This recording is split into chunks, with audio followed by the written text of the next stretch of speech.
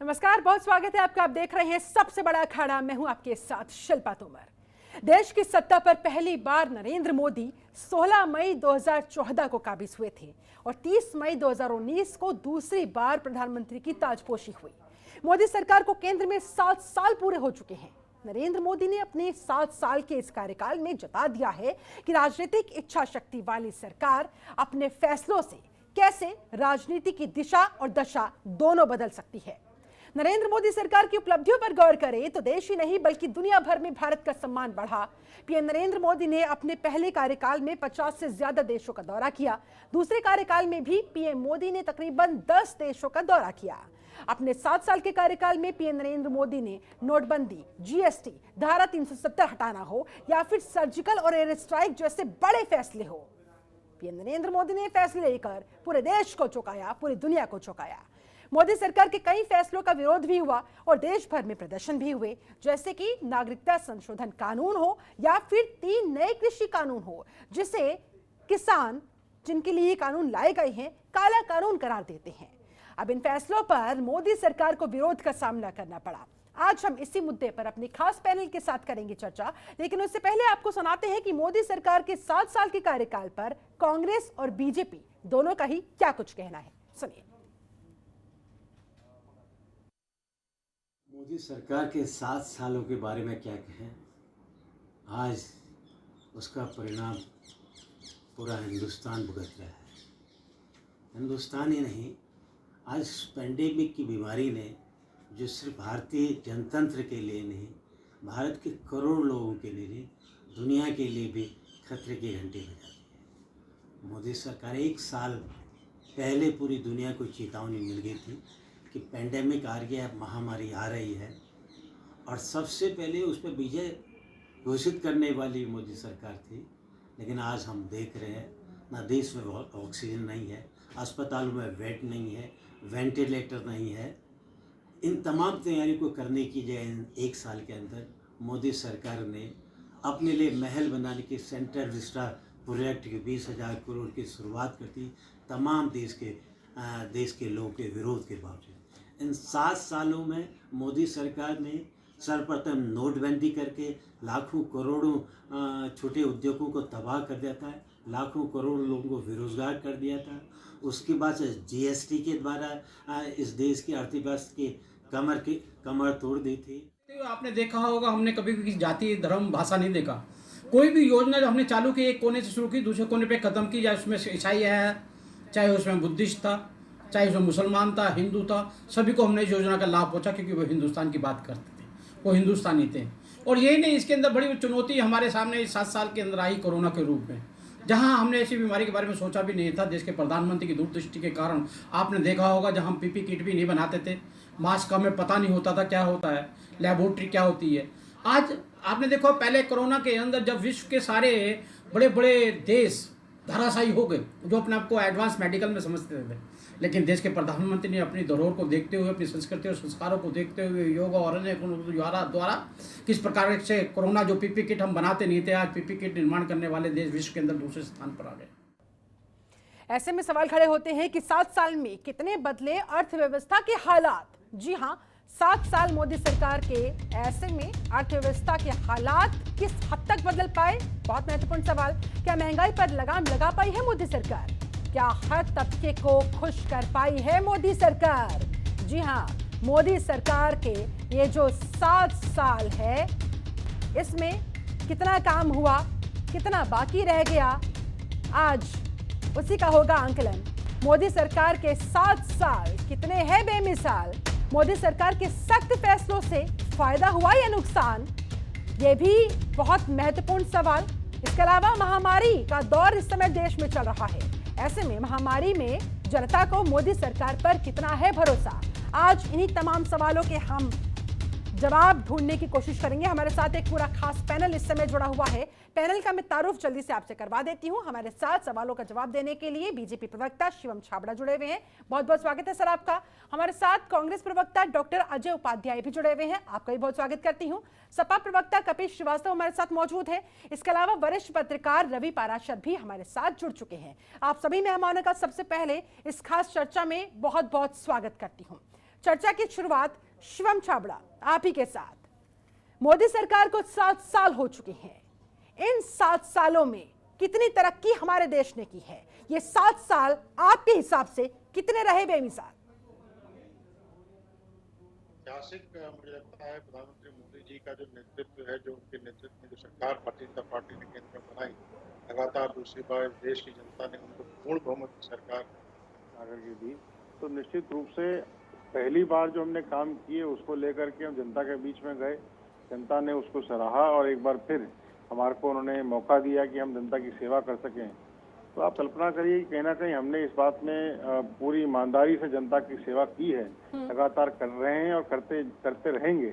ये हमारा ध्येय है और सबका साथ, सबका विश्वास, सबका विकास, सबका विश्वास, जो इस ध्येय के साथ सरकार हमारी चल रही है, निश्चित रूप से मुझे इस बात का विश्वास है कि हम आने वाले इस दौर के अंदर में जो आज कोरोना का भी जो महामारी का जो दौर चल रहा है, उसको भी बहुत हम सफलतापूर्वक उसके साथ हम लड़ रहे हैं और जीतेंगे, निश्चित जीतेंगे, ऐसा मेरा विश्वास है।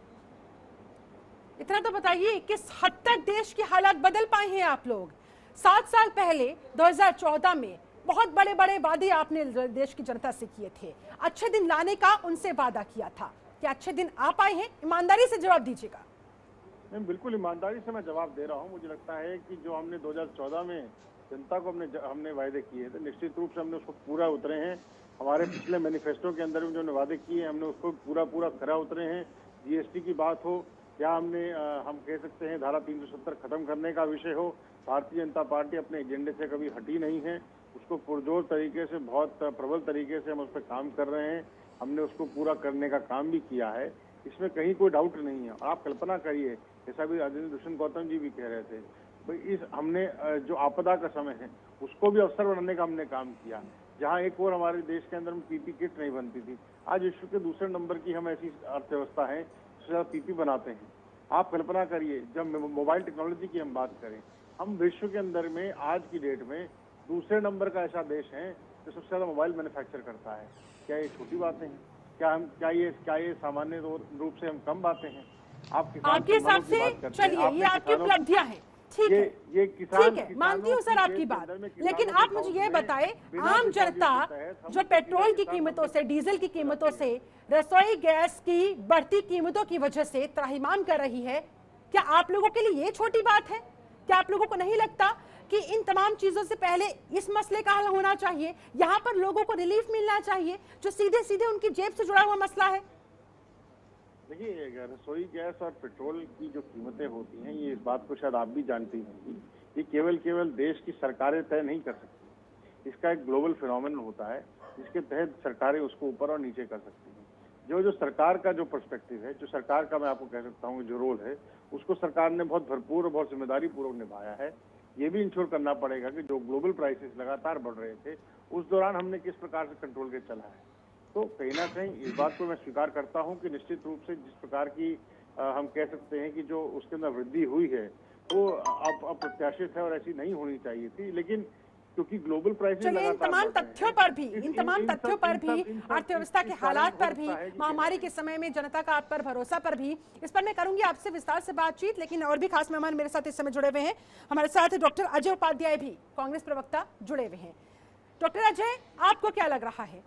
बीजेपी के दावे जाहिर सी बात है बहुत लंबे हैं, वादे बहुत सारे इन्होंने किए थे। आपके मुताबिक ये 7 साल किस तरह के देश के हिसाब से रहे, देश की जनता के हिसाब से रहे? तरक्की हुई है? कैसे हालात बदले हैं नहीं बदले हैं? बेमिसाल रहे, बुरे हाल रहे? क्या लगता है आपको, क्या कहना है आपका? देखिए शिल्पा जी, ये सरकार जो है नारों की सरकार है, प्रोपेगेंडा और प्रचार ही इनका आधार है। आज जिस तरह की परिस्थितियां पूरे देश में है, कहने की जरूरत नहीं है। हम आंख पर पट्टी बांध ले तो बात अलग है, लेकिन सच्चाई यदि देखना चाहें और मोतियाबिंद के शिकार न हो तो पूरा देश देख रहा है कि किन हालातों से हम गुजर रहे हैं। कोरोना के बारे में भी अभी एक प्रवचन दे रहे थे इनके नेता, उनका भी हाल आपने देखा, कोरोना में क्या परिस्थितियां हैं और पूरा देश किस बेहाल के हालत में है। बेमिसाल नहीं, पूरा देश बेहाल हो चुका है आज। और जिस तरह के नारे अच्छे दिनों के थे, मुझे तो लगता है कि कहना नहीं चाहिए, लेकिन सोशल मीडिया पे जिस तरह की चीज़ें चल रही है कि श्मशानों में भी मुझे लगता है कि लाशें भी पूछ रही होगी कि अच्छे दिन के नारे में हम फंस गए, वरना 10-20 साल और जी लेते। ये सरकार जो है सिर्फ नारों में रहती है, अर्थतंत्र की बात आपने की थी, अर्थतंत्र में क्या हुआ है पूरे देश में, इकोनॉमी कहाँ है, और ये कोरोना आने से पहले की बात मैं कर रहा हूँ। कोरोना आने के बाद तो बहाना इनको है, लेकिन उससे पहले भी इकोनॉमी कितनी ध्वस्त हो चुकी थी। 46 वर्षों में सर्वाधिक बेरोजगारी तब भी थी और आज तो और बढ़ गई है। गरीबी रेखा से नीचे जो लोग मध्यम वर्गीय परिवार के लोग थे, जैसे हमारे आपके जैसे लोग, वो उनमें से भी बहुत सारे लोग अब गरीबी रेखा के नीचे आ गए। ये सरकार की उपलब्धि है। जहां तक बात पर्यावरण, शिक्षा, स्वास्थ्य की बात करें तो इन फील्ड पर क्या काम हुआ जो ह्यूमन इंडेक्स को बढ़ाता है वैश्विक स्तर पर, इसके कारण कितना छिया लेदर भारत हमारे देश का हो रहा है, ये शायद इस सरकार को नहीं है पता। और सरकार सिर्फ, आपने एक बात बहुत अच्छी कही थी प्रोमो में, आपकी जो स्टोरी थी उस स्टोरी में, कि प्रधानमंत्री जी की एक सबसे बड़ी उपलब्धि है कि वो पिछले 7 साल में 60 देशों का वो दौरा किए और दौरा में करोड़ों रुपए खर्च हुए देश के। और आज हालत ये हो गई है कि नेपाल और भूटान भी हमको मदद करने की मजबूरियां हैं, चाहे जो भी हो, लेकिन वो कर रहा है। 60 सालों में जिस तरह से काम हुए थे, लेकिन अजय जी, लेकिन आपको क्या नहीं लगता कि इन्हीं दौरों की बदौलत अंतर्राष्ट्रीय स्तर पर जिस तरह से पिछले 7 साल में हिंदुस्तान की पोजीशन काफी हद तक स्ट्रांग हुई है, वो आपको नजर नहीं आता क्या? पाकिस्तान के मसले पर, आतंकवाद के मसले पर जिस तरह से हिंदुस्तान ने स्टैंड लिया है, सर क्या आपको वो नजर नहीं आता? जहां पर कमी होगी मैं जाहिर तौर पर आपके साथ पूरी तरह से एग्री करूंगी, लेकिन जो चीजें देश के हित में गई है उसको आप लोग कबूल कभी नहीं करने वाले क्या? आंसर लें। हाँ, बोलिए। इवेंट मैनेजमेंट अलग चीज है, जा करके ड्रामा करना विदेशों में और मोदी चिलवाना अलग बात है। भारत का गौरव कैसे बढ़ेगा जब भारत में आर्थिक उन्नति होगी, आर्थिक मजबूती होगी, और भारत के लोग जब मजबूत होंगे तभी विश्व के लोग हमारे साथ आंख में आंख मिला करके और हमारी सम्मान में आगे आएंगे। पहली बात, व्यक्तिगत तौर पे आप कुछ भी कर लें, लेकिन देश के सम्मान में उसके जब तक ह्यूमन इंडेक्स नहीं बढ़ेंगे, जिसमें लोगों की सुरक्षा, लोगों की शिक्षा, लोगों का स्वास्थ्य, लोगों का देश का पर्यावरण, जो मुद्दे हैं, और उन मुद्दों पर ही विश्व हमको आंकता है। ये आकलन है यूएनडीपी का, यूनाइटेड नेशन का, यूनिसेफ का, उसी के आधार पर हमको आप विश्व के नजरिए से हमें देखा जाता है। आर्थिक परिदृश्य हमारे क्या है उसके हिसाब से हमें देखे जाते हैं।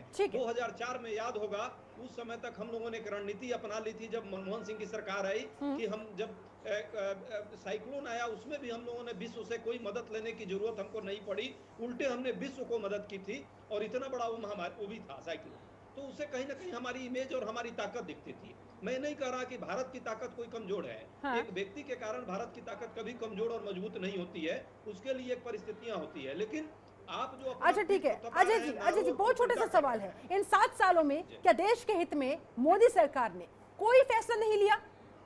किया है बहुत अच्छा फैसला लिया है। मंदिर मस्जिद की राजनीति की है, देश को बांटने का प्रयास किया है, चुनावी रणनीति अपनाई है, संस्थाओं को खत्म करने का प्रयास हुआ है, ये चुनाव आयोग को बंधक बनाया है, सीबीआई वर्सेस सीबीआई किया है, ईडी आईटी को लगा करके लोगों की आवाज बंद की है। ये तो काम हुआ है, इससे अच्छा काम तो मैंने नहीं कहा कि नहीं हुआ है। नागरिक अधिकारों पर का सबसे ज्यादा हनन हुआ है तो इसी दौरान हुआ है। चलिए ठीक है, लौटूंगी आपके पास। अजय उपाध्याय जी आप हमारे साथ बने रहे, हमारे साथ सपा प्रवक्ता सर आऊंगी आपके पास। सर मेरे पास और भी मेहमान जुड़े हुए हैं, सर उनका भी ओपनिंग कमेंट्स एक बार ले लूं, उसके बाद मैं वापस से आपके पास लौटती हूँ। कपिश श्रीवास्तव भी हमारे साथ जुड़े हुए हैं, सपा प्रवक्ता। कपिश जी, कैसे रहे ये 7 साल देश के लिहाज से, देश की जनता के लिहाज से, क्या स्टैंड है समाजवादी पार्टी का? देखिए, ये जो 7 साल गए हैं, ये देश के सबसे बुरा काल के बीच में गए हैं, बहुत बुरा काल। 7 वर्ष बनाम 70 वर्ष नहीं है ये 7 वर्ष बनाम 160 वर्ष है। मैं इसलिए आपको कहना चाहता हूं कि एक नसीब वाले सरकार आई थी। आपने देखा भी होगा कि हम तो नसीब वाले हैं, और नसीब वाली सरकार एक से एक खेल की है।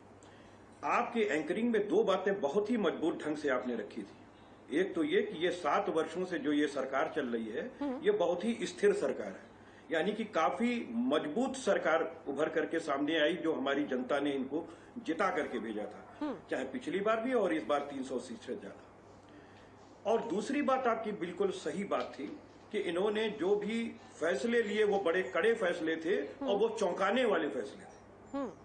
चौंकाने वाले फैसले इस सेंस तभी होते हैं जब आप कुछ अच्छाई की जगह बहुत बुराई कर जाते हैं, क्योंकि अच्छाई अगर हो रही है तब तो उसमें चौंकने वाली कोई बात नहीं है। मैं इसलिए कहना चाहता हूं कि देश जब इनको 2014 के अंदर दिया गया था तो देश की जीडीपी का जो थर्मामीटर था वो 10% के आसपास था, और जिस समय बेरोजगारी दर उत्तर प्रदेश पूरे भारत के अंदर जो है वो 2.47% थी। लेकिन मोदी सरकार के हाथ में आने के बाद उन्होंने एक बहुत चौंकाने वाला फैसला लिया था रात के 8 बजे कि इस देश की सारी नोटें बंद कर दी जाएंगी, जितनी बड़ी नोटें हैं। उसका परिणाम क्या हुआ? कहा था ना काला धन वापस आएगा।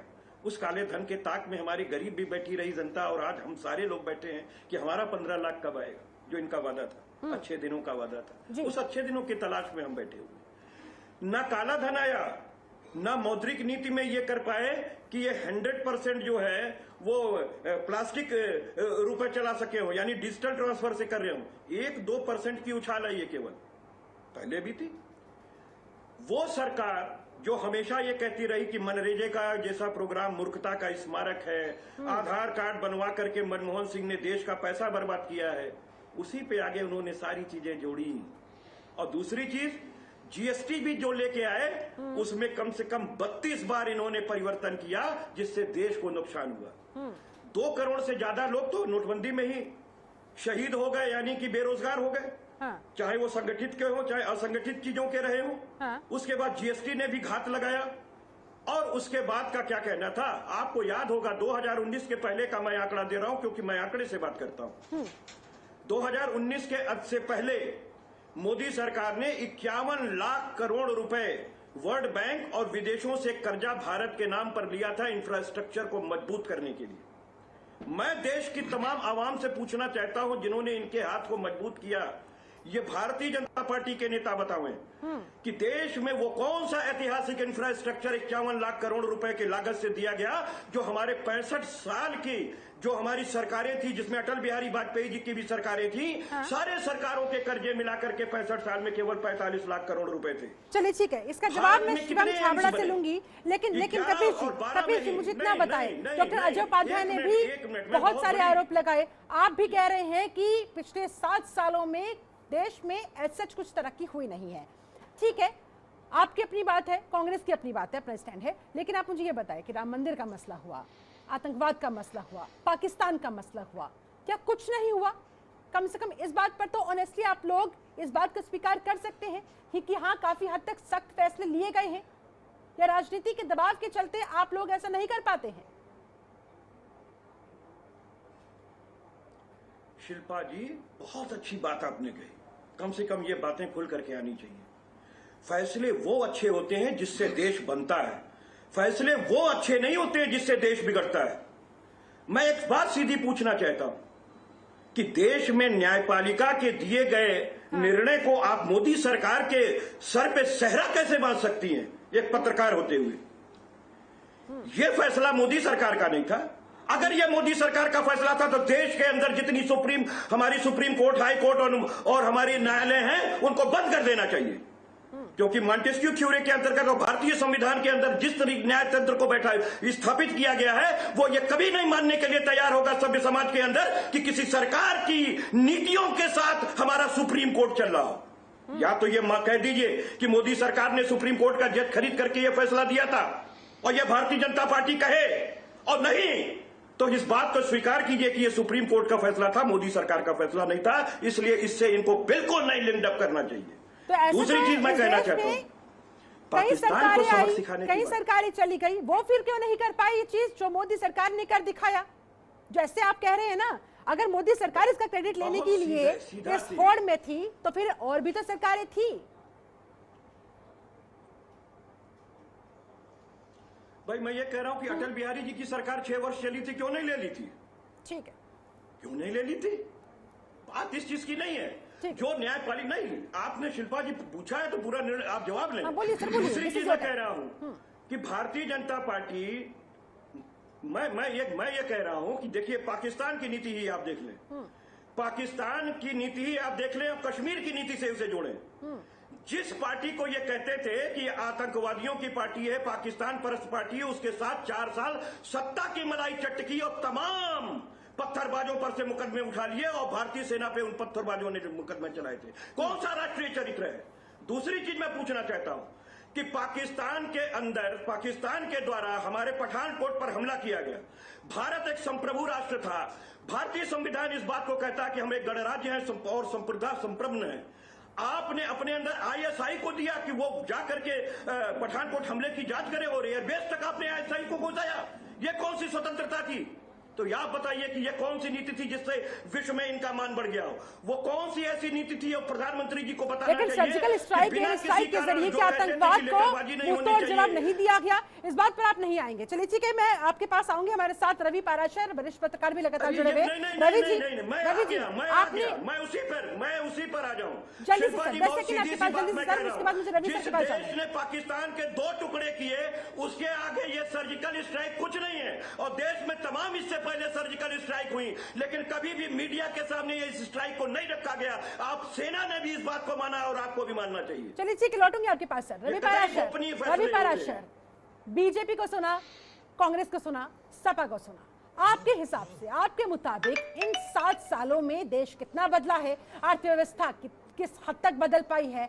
महंगाई पर लगाम लगा पाई है? मोदी सरकार नहीं लगा पाई है? देश की जो एक्सपेक्टेशंस थी 2014 में, 2019 में, किस हद तक वो उस पर खरी उतर पाई है? आपका आंकलन क्या कहता है सर? रवि पाराशर। देखिए शिल्पा जी, अभी समाजवादी पार्टी के प्रवक्ता बहुत ओजस्वी स्वरों में अपनी बात कह रहे थे। जब वो बोल रहे थे जी, तो बहुत अच्छी बात मुझे लगी कि उनके विचारों में बहुत क्लैरिटी कम से कम है।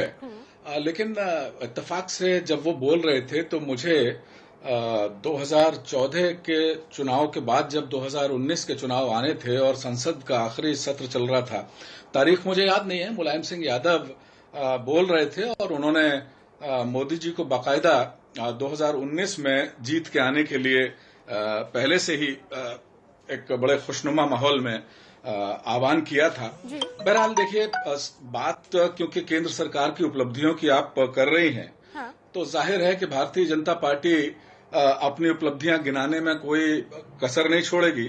और जो विपक्ष है, चाहे वो कांग्रेस हो, समाजवादी पार्टी हो या विपक्षी दूसरी भी पार्टियां हों, वो सरकार की जो कमियां हैं उनको गिनाने में कोई कोर कसर नहीं छोड़ेगी। लेकिन एक पत्रकार होने के नाते मुझे लगता है कि मोदी सरकार के जो 7 साल में जो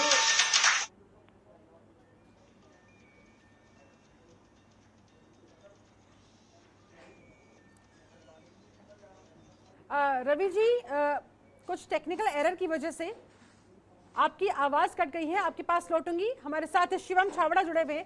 शिवम, बहुत सारे आरोप आप पर, आपकी सरकार पर, बहुत सारी कमियां यहाँ पर। आप तो अपनी उपलब्धियों का पर्चा यहाँ जनता के बीच बांटते फिर रहे हैं।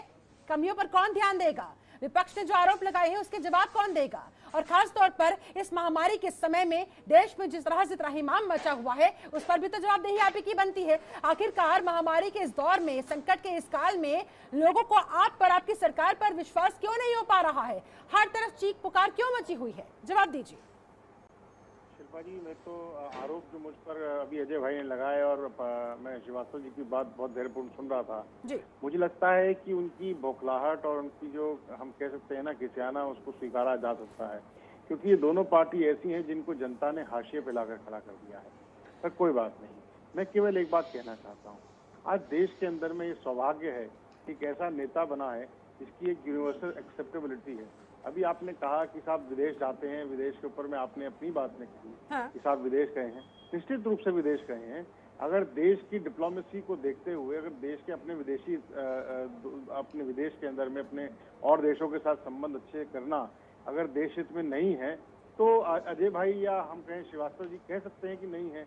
अरे कल्पना करिए कि इनके शासनकाल के दौरान में, मुझे इस बात का जवाब दे दीजिए, कितने प्रधानमंत्री, चाहे वो मनमोहन सिंह रहे हों या उससे पहले कोई और इनके रहे हों, कितनी बार जाकर के श्रीलंका के दौरे पर गए हैं, कितनी बार जाके म्यांमार के दौरे पर गए हैं, कितनी बार जाके भूटान के दौरे पर गए हैं, नेपाल कितनी बार गए हैं, इसका भी जवाब दे दें। तो कहने का मतलब ये है कि जो आदमी जिनकी इंटरनेशनल डिप्लोमेसी इस तरफ भी कारगर नहीं है कि वो अपने पड़ोसी देशों को भी दरअसल इन लोगों से जवाब लेना उतना महत्वपूर्ण नहीं है जितना जवाब लेना आप लोगों से है, क्योंकि देश की जनता ने जबरदस्त तरीके से भरोसा आप लोगों पर जताया था 2014 में भी और उससे भी ज्यादा 2019 में भी।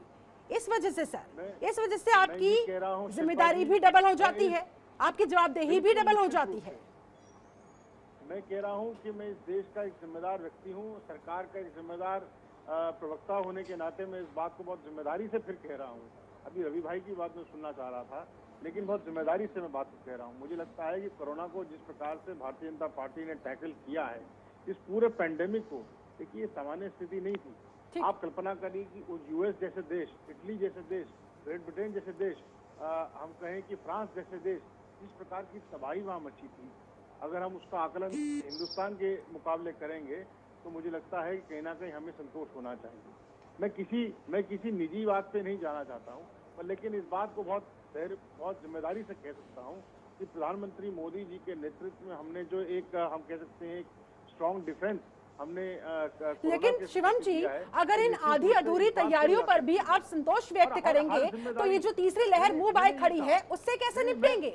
मैं ये कह रहा हूँ आपने भी हर आरोप लगा दिया केंद्र सरकार पर।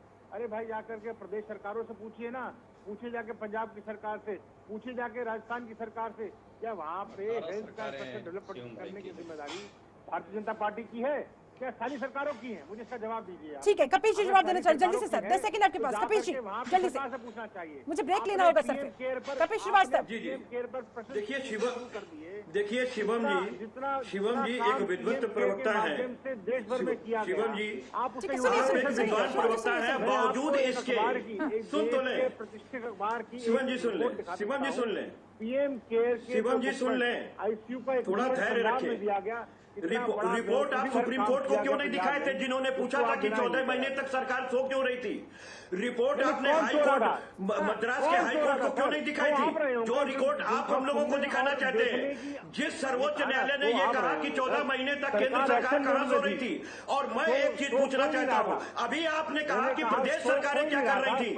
मैं पूछ रहा हूं, जब देश में पेंडेमिक है, जब देश के अंदर डिजास्टर मैनेजमेंट एक्ट लागू ठीक है हुआ सर, फिलहाल मेरी जब देश मजबूरी के है, अंदर छोटा सा pandemic ब्रेक act मुझे यहाँ पर लागू लेना हुआ, होगा। लौटूंगी आप दोनों के पास, रवि पाराशर की बात भी अधूरी रह गई थी, उनके पास भी जाएंगे, लेकिन उससे पहले यहाँ वक्त एक बहुत छोटे से ब्रेक का। ब्रेक के बाद लौटेंगे तो चर्चा को आगे बढ़ाएंगे, जानने की कोशिश करेंगे कि मोदी सरकार ने इन 7 सालों में, जो 7 साल बनाम 70 साल भी देखे जा रहे हैं, जो भी फैसले लिए हैं सख्ती के साथ, उनसे फायदा हुआ है, नुकसान हुआ है, और इस महामारी के समय में आखिरकार जो एक्सपेक्टेशंस इस सरकार से लगी हुई है, वो एक्सपेक्टेशंस पर सरकार कहां तक, किस हद तक खरी उतर पा रही है, और आगे बहुत सारे जो चैलेंजेस सरकार के सामने है, आखिरकार कैसे उससे पार पाएंगे। शिवम छाबड़ा से लेंगे जवाब, लेकिन फिलहाल वक्त छोटे से ब्रेक का के बाद बहुत स्वागत है आपका। आप देख रहे हैं सबसे बड़ा खड़ा, लगातार चर्चा हो रही है मोदी सरकार के 7 साल पर, मोदी सरकार के 7 साल के दौरान कामकाज पर, देश को तरक्की की राह पर ये 7 साल किस हद तक आगे ले जा पाए हैं।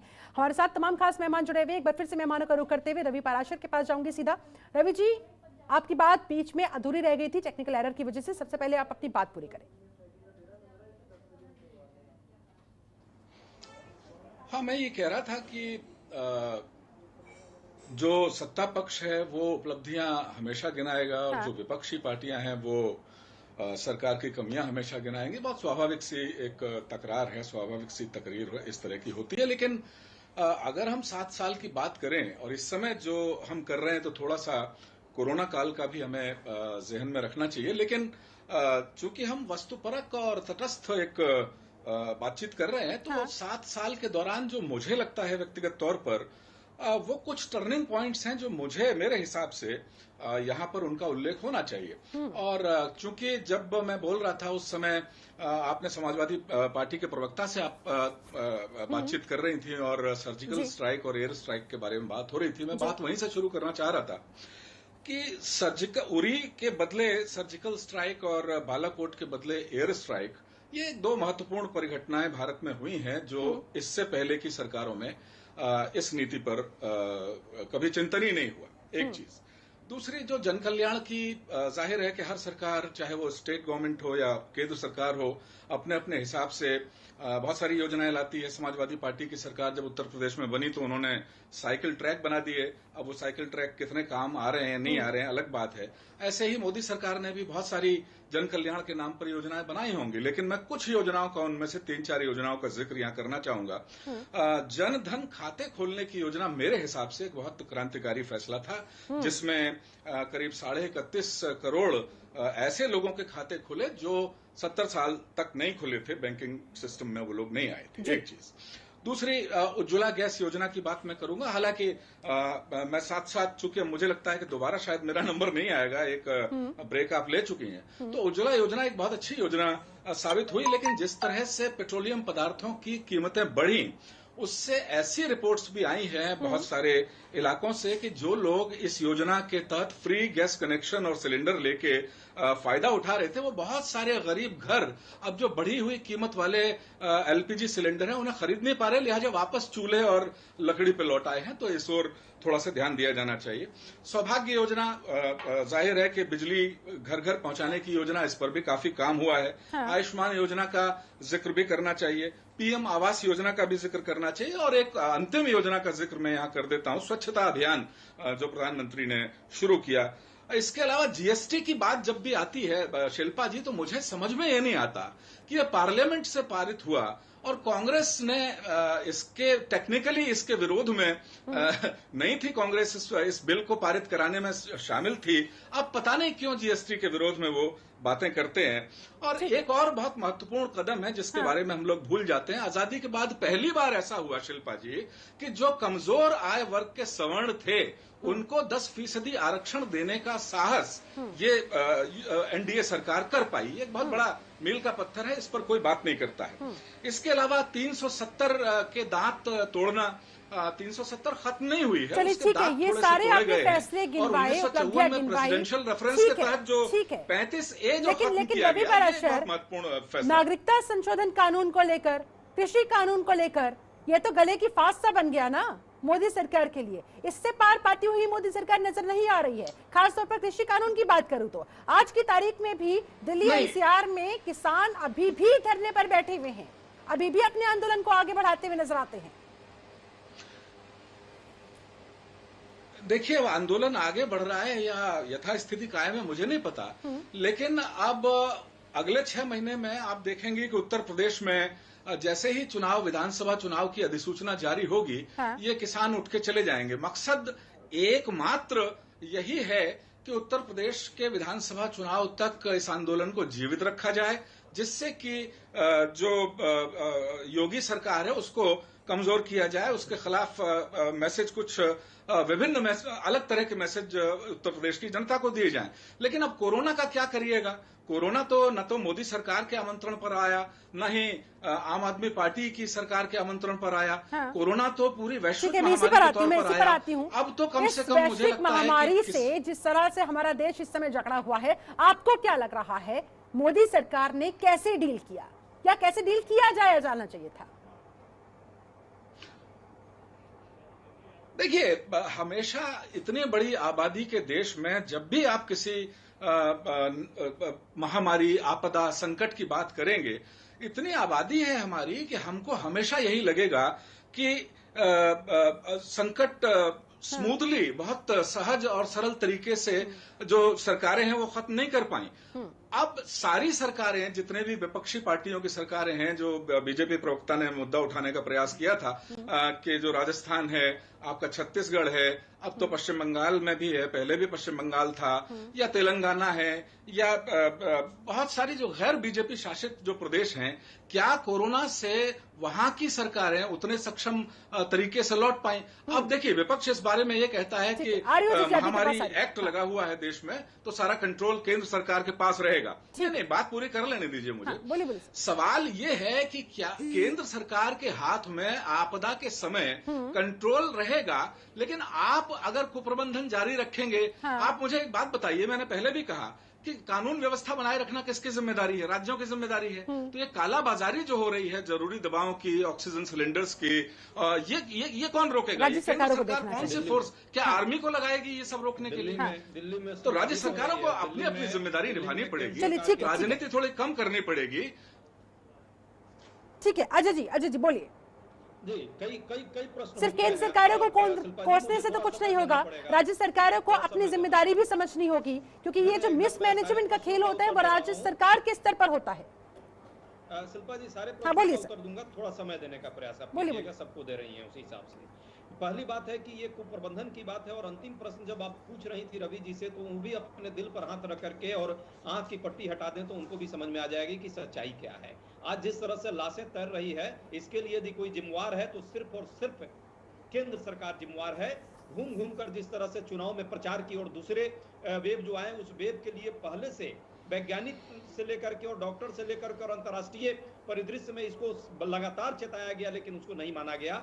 ये इसके लिए कोई तीसरा जिम्मेवार नहीं है, सिर्फ और सिर्फ केंद्र सरकार जिम्मेवार है। आपने देखा होगा कैसे कैसे क्लिपिंग आ रही थी, ओपन घूम घूम करके रोड शो किए जा रहे थे बिना मास्क के, और पूरे देश में ये मैसेज दिया गया और फिर थपथपाया गया कि कोरोना खत्म हो गई। कोरोना के बारे में कितनी संवेदनशीलता थी। आज जो ये लाशें गई लोगों की जाने जा रही हैं, इसके लिए हत्या का आरोप लगना चाहिए केंद्र सरकार पर। मैं स्पष्ट बोल रहा हूँ आपके चैनल के माध्यम से, जिम्मेवारी के साथ। जहां तक बात अभी आरक्षण की है, इन्होंने एकदम आरक्षण मिला और उसका हम सब समर्थन किए। नौकरी कितने लोगों को मिल रही है? लोगों की नौकरियां चली गई। प्राइवेट सेक्टर से लेकर सरकारी सेक्टर, कहीं भी नौकरी नहीं है। सरकारी सेक्टर में तो अब ठेके पर आप नौकरी रखना चाह रहे हैं, वो भी नहीं मिल रही है लोगों को। जहां तक बात अभी जनधन योजना की है, ये सरकार कौन सी किसने ये प्लानिंग की थी इनको पता है। जब पीठ थपथपाना हो तो अलग बात है। और आयुष्मान भारत में भी मैंने ये नहीं कहूंगा कि उसमें लाभ लोगों को नहीं हुआ है। हाँ। लेकिन कोरोना से उसको जोड़ने का प्रयास कई राज्य सरकारें कर रही थी, उसको मना कर दिया गया।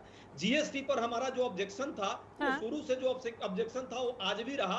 सरकार उस ऑब्जेक्शन में से कुछ ऑब्जेक्शन को जरूर हटाई, पूर्णतः नहीं हटाई। यदि हटा ली होती तो आज ये समस्या नहीं होती। पेट्रोल पर हम आज भी कर रहे हैं जीएसटी लगाइए, क्यों नहीं लगा रहे हैं? 100 रुपए प्लस पर आप पेट्रोल बेच रहे हैं और अंतर्राष्ट्रीय मार्केट में 67 रुपए पर डॉलर पर बैरल है। और जब 108 रुपए पर बैरल था, तब हम 54 रुपए में वही डीजल और पेट्रोल देते थे और 71 रुपए में। ठीक है अजय जी, आपने सवाल खड़े किए हैं, जनता इसका जवाब शिवम छाबड़ा से चाहिए। 2 सेकंड जल्दी से शिवम जी का 2 सेकंड ठीक है, का जल्दी से, जवाब जल्दी है, से सिर्फ 2 सेकंड। बड़े अच्छे व्यक्ति हैं, मित्रवत हैं हमारे। बोलिए सर, बोलिए। अर्थनीति जो चौपट हुई है, विदेश नीति भ्रमित हुई है और सुरक्षा नीति पूरी असफल है। देखिए चाइना क्या कर रहा है और क्या हालत है। जहां तक उन्होंने विदेश नीति की बात की है, ठीक है, प्रधानमंत्री जी सभी आसपास के देशों में घूमे, लेकिन नेपाल भी आंख दिखाता है, बर्मा भी दिखाता है, श्रीलंका भी दिखाता है, छोटा सा म्यांमार और मालदीव भी दिखा रहा है हमको आंख। चाइना तो झूला आप झूलते रहे और चाइना ने क्या हाल किया पूरा देश देख लिया। और एक बात अंतिम, एकदम आपने एयर स्ट्राइक किया, हम सबने सपोर्ट किया, सेना ने कई कार्रवाई को हमने वाहवाही दी, लेकिन जो सैनिक मारे गए पुलवामा में, आज तक उसकी जांच नहीं हुई है। इसके लिए जिम्मेवार कौन है? यदि राष्ट्रवादी सरकार थी तो पहले उन दोषियों को सजा मिलनी चाहिए थी, जो हमारे 44 लोगों को शहीद होना पड़ा था। ठीक है सर, शिवम छाबड़ा जल्दी से, बहुत सारे सवाल यहाँ पर आप पे दागे गए हैं, जल्दी से सर शिवम छाबड़ा। जवाब सुनिएगा। हाँ, आपने पहले कहा कि कोरोना काल के अंदर सूचित नहीं किया, सचेत नहीं किया गया, तो मैं आपकी जानकारी में फिर और वृद्धि कर देता हूँ। मार्च 2021 के अंदर में लगातार जब प्रधानमंत्री जी ने पहली बैठक करी, इस रिगार्डिंग बैठक करी, तो आपकी पार्टी के भूपेश बघेल, छत्तीसगढ़ के मुख्यमंत्री, और ममता बनर्जी, क्योंकि उनकी व्यवस्था चुनावों के दौरान ज्यादा रही है, तो दोनों ने उसको वॉकआउट करने का काम किया। उसके बाद 18 राज्य आपके हैं, वहाँ पे क्यों फैल गया कोरोना? सुन लीजिए ना सर, मैं बस एक लाइन बोला, इसके बाद नहीं जवाब दे रहा हूँ, आप मत दीजिएगा, मैं जवाब दे रहा हूँ। हाँ बोलिए सर, बोलिए। अरविंद केजरीवाल जी की कितनी गंभीरता थी उन बैठकों को देख करके, वो सारे देश ने देखा है। उत्तर प्रदेश में क्यों इतना फैला हुआ है? आप तो नहीं है सरकार। ठीक है अजय जी, सुन लीजिए ना सर, सुन लीजिए। उत्तर प्रदेश के अंदर WHO ने उसका सराहना किया कि जिस प्रकार से कंट्रोल किया है। शायद आपकी जानकारी में भी ये भी नहीं है, इसको भी मैं बता देता हूँ। आपने कहा प्रशंसा भी बहुत सारे, आपने ये कहा सर कि हमारी सरकार ने जो है, मेरे को खुशी इस बात की है, कम से कम स्वीकारने का मादा तो रखा कि आयुष्मान की जो योजना थी, उससे निश्चित रूप से आमजन को फायदा हुआ है और निश्चित रूप से हो रहा है। लेकिन शिवम छाबड़ा, माफी के साथ आपको यहाँ पर रोकना चाहूंगी, अगर आप अपनी इस उपलब्धि को गिनवा रहे हैं, WHO की तारीफ को आप गिनवा रहे हैं, तो सर नदियों में जो लाशें तैर रही थी, उस सच्चाई से भी तो आपको अपने आप को अटैच करके रखना चाहिए। उस सच्चाई से तो कोई मुंह नहीं मोड़ सकता ना, उस पर भी तो आपको लोगों को ये जवाब देना होगा। 2015 में भी इस प्रकार का मंजर आया था, अभी भी इस बात का आया है। अब उसको लगातार अपन कोरोना से रिलेट करके देख रहे हैं, तो ये भी न्यायपूर्ण बात है। वो निश्चित रूप से जांच का केंद्र, मुझे लगता है वहाँ स्थानीय सरकार, स्थानीय प्रशासन जांच कर रहा है कि उसका क्या बेसिकली उसका क्या सोर्स ऑफ थिंग है। मैं इस बारे में ज्यादा कमेंट नहीं करना चाहूंगा। मुझे लगता है प्रदेश की सरकार, प्रदेश का प्रशासन ज्यादा बेहतर तरीके से कमेंट कर पाएगा। मैं फिर कह रहा हूँ कि 2015 के अंदर इसके लिए क्षमा मांगिएगा कि नहीं? 2000 लाशें गंगा के किनारे आई है। तस्वीर भेज देता हूँ सर, 2015 की तस्वीर भेज देता हूँ। नाइजीरिया का तो नहीं है, नाइजीरिया वाला जो एंगल है कंगना जी का, आपके समर्थक का। सुन लेते सर कि साहब की देश विदेश से, अरे आप कल्पना करिए इजराइल के राष्ट्रपति प्रधानमंत्री हिंदुस्तान के साथ कंधे से कंधा मिला के खड़े हो जाते हैं। लेकिन दुर्भाग्य इस बात का होता है, आपने अभी बात करी सर्जिकल स्ट्राइक की, तो मैं आपको याद दिला देता हूँ, आप ही की पार्टी के नेता नवजोत सिंह सिद्धू ने क्या कहा था एयर स्ट्राइक के बारे में, तो उसको मेरे को बताने की जरूरत नहीं। मुझे लगता है पुलवामा के जांच की बात पूछ रहे हैं आपसे। पुलवामा के जो सैनिक मारे गए हमारे, उनकी क्या जांच हुई? क्यों एनआई ने छोड़ दिया? देश माफ नहीं करेगा। एनआईए ने उसके कल्प्रिट को छोड़ दिया। दिल्ली के हाई कोर्ट का जजमेंट है, पुलिस नहीं खड़ी कर पाई। एक एक करके सर प्लीज, दोनों से दरख्वास्त है, एक एक करके सर। आप लोग वो हैं जिनकी पार्टी के नेता अपनी छाती पीट के कहते हैं ठीक है साहब अफजल गुरु को फांसी। आर्य कपेश जी आपके पास प्रश्न का उत्तर नहीं दे रहे हैं। प्रश्न जरा दीजिए उत्तर। पहले की घटना बता रहा हूँ। अरे भाई, उसी अफजल गुरु के समर्थक के साथ तो सरकार चलाई शिवम भाई, आपने शायद याद नहीं है आपको। महबूबा जी पार्टी स्टैंड विद किस पार्टी के साथ सरकार चलाई? में जो अन्याय हो रहा है उसके साथ कौन से पार्टी 4 साल तक मुख्यमंत्री बनाई? कर रहे हैं क्या आप? उसको जस्टिफाई कर रहे हैं क्या सर? ठीक है सर, एक सेकंड शिवम जी लौटूंगी आपके पास। कपिल श्रीवास्तव कुछ ऐड ऑन करना चाह रहे हैं। कपिल जी ठीक है, अजय जी सुन लेते हैं सर सुन लेते हैं सर, सबका नंबर आना चाहिए। उत्तर नहीं दे पा रहे हैं ना आपके प्रश्नों का, बोलिए बोलिए चले जा। कपिल श्रीवास्तव। देखिए शिल्पा जी, सबसे पहली चीज तो ये कि मैं बहुत रिस्पेक्ट करता हूं अपने वरिष्ठ पत्रकार जी का, रवि पराशर साहब। उनकी कई बातों का मैं जवाब देना चाहता हूं और उसके बाद शिवम भाई का भी दूंगा, क्योंकि लगातार आपने इन लोगों को दिया है समय, तो मुझे सर समय की थोड़ी कमी है, तो मैं चाहूंगी जरा संक्षिप्त में आप अपनी बात रखिएगा। नहीं बहुत जल्दी मैं बहुत जल्दी बोलिए सर, मैं बहुत जल्दी खींच लूंगा। मैं एक चीज कह रहा हूँ कि देखिए मुलायम सिंह जी ने 2014 के सत्र का अवसान जब हो रहा था तो उन्होंने एक हॉस्पिटैलिटी दिखाई थी। वही हॉस्पिटैलिटी 2010 में मनमोहन सिंह जी के साथ दिखाई थी। ये उनका एक अपना तरीका है, उसका ये मतलब नहीं कि इनकी नीतियां अच्छी हैं। मुलायम सिंह जी ने कई बार इनकी सारी नीतियों को कंडम किया है, उस पर आप चर्चा नहीं करते। दूसरी चीज, आप वरिष्ठ पत्रकार हैं, हमें तो लगा बीच में कि शायद आप ही सरकार के प्रवक्ता है, वो भाजपा के प्रवक्ता है। लेकिन मैं आपको बता दूं कि जनधन खाते जितने खोले थे, क्योंकि मैं भारतीय स्टेट बैंक का पैनल एडवोकेट भी हूं और इन सारी चीजों से मैं जुड़ा हुआ, आपको एक एक बारीकियां मैं बता सकता हूं, तो आप सुन लें कि इन्होंने क्या क्या छद्म किया है। 70% इनके खाते जनधन के बंद हो गए क्योंकि उसमें ट्रांजैक्शन नहीं हुआ, और उसमें जो एटीएम कार्ड दिया गया था उसमें 6 महीने के अंदर 5 ट्रांजैक्शन होने थे, तब 5,000 रुपए आते। तो इन्होंने फर्जी आंकड़े पेश किए। दूसरी चीज आपको बता दें कि जो इन्होंने जितना मुद्रा लोन दिया है, मुद्रा लोन कोलैप्स कर गया था और इन्होंने कोड में केवल फर्जीफिकेशन किया, और जो सीसी लिमिट थी, जो और क्या बोलते हैं, जो टर्म लोन थे, दोनों का कोड और इसका कोड एक कर दिया। इसलिए ये अपनी फटी हुई चीजें छुपा ले गए। 5 लाख करोड़ रुपए इन्होंने राइट ऑफ करने का काम किया है। एक भी भगोड़े को ये वापस नहीं ला पाए इन 7 सालों में। और आप क्या करेंगे? दाऊद इब्राहिम की आप बात कर रहे हैं, ये तो मणिलाल पाटीदार को नहीं ला पा रहे उत्तर प्रदेश में, जिस एसपी ने एक विधायक की। नहीं सुन लीजिए। और मैं दूसरी बात मैं बता रहा हूँ, आपने क्या किया? आपने तो लोगों ने, और दूसरी चीज सुनिए, बिल्कुल गलत बात। रेड कार्नेट नोटिस थी, बिल्कुल नहीं, रेड कार्नेट नोटिस एक करके सर, एक करके। शिवम जी मैं आपके पास आऊंगी, शिवम जी आपके पास आ रही हूँ, जवाब मैं आपसे सुनूंगी, लेकिन एक बार कपिल श्रीवास्तव को कंप्लीट करने दीजिए। नहीं बोल पाएंगे, मैं लगातार आपसे बेहतर बोल करके दिखा सकता हूँ। ठीक है, आपको एक शब्द मैं बोलने नहीं दूंगा। अगर आप मेरी बातों के बीच में उतरेंगे तो आप सर एक दूसरे को काटने की हमें आवश्यकता नहीं है सर। जो भी तथ्य है, जो भी फैक्ट्स हैं, जनता के बीच जाने चाहिए। आप दोनों की बात जनता के बीच जानी चाहिए। सर ऐसे चीखने चिल्लाने से कुछ नहीं होगा। आप दोनों में से किसी की बात समझ में नहीं आएगी, जनता तक नहीं पहुंच पाएगी। नहीं सुनते उसी तरीके से ये शिवम चोपड़ा है, शिवम जी भी इसी तरीके की बात कर रहे हैं। मैं तो अभी रवि पराशर जी की बातों का जवाब दे रहा था, लेकिन ये बीच से टपक पड़ रहे हैं क्योंकि इनको मालूम है कि ये मेरे बातों का जवाब नहीं दे सकते हैं। मैं एक एक बात का आपके जवाब देने के लिए बैठा हूँ और बैठने में सक्षम व्यक्ति हूँ। दूसरी बात मुझे सुन लीजिए, दूसरी बात सुन लीजिए। ठीक है, शिवम जी सुन लेते हैं एक बार जल्दी से सर, समाप्त कीजिए जल्दी से। कपिल श्रीवास्तव उसी को 40,000 करोड़ अतिरिक्त दिए थे। ये थूक के चाटने वाली सरकार है। दूसरी बात जान लीजिए कि जितना पेट्रोलियम पे इन्होंने पैसा बढ़ाया है वो किसी से छुपा नहीं है। जब पश्चिम बंगाल के अंदर चुनाव आते हैं तो कैसे पेट्रोलियम चीज की दाम बढ़ने से रुक जाती है, सारे लोग समझते हैं। जिस चीज की ये बात करना चाहते हैं, ये क्या बात करेंगे? आज भी विश्व के अंदर 40 से 60 डॉलर के ऊपर ही पेट्रोल और डीजल है। ठीक है, पेट्रोल डीजल की कीमतों पर आप आए हैं। ठीक है सर, ठीक है सर, मेरे पास इतना समय नहीं है सर। शिवम छाबड़ा, बहुत बड़े बड़े आप अपनी उपलब्धियों को यहाँ पर गिनवा रहे हैं, बहुत बड़े बड़े फैसलों को आप यहाँ पर गिनवा रहे हैं, लेकिन आरोप है आप पर, ना आप महंगाई को संभाल पाए, ना आप गिरती अर्थव्यवस्था को संभाल पाए, और जनता महंगाई की वजह से आज की तारीख में, ऊपर से महामारी की वजह से आज की तारीख में किस तरह से त्राहिमाम कर रही है, ये जग जाहिर है, तस्वीरें साफ है।